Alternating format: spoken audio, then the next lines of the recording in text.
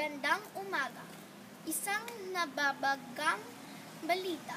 Hindi natuloy ang referendum sa pagbukas ng San Jose Gate sa Ayala, Alabang Village, Linggo kahapon.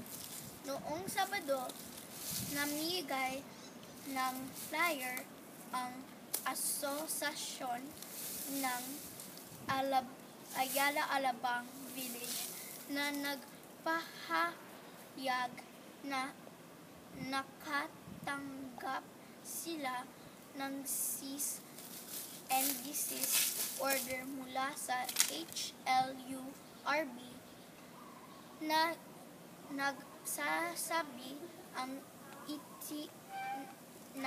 itigil ng ang anumang gawain tungkol sa pagbukas ng bagong gate sa Ayala, Alabang Village, kasama na ang referendum.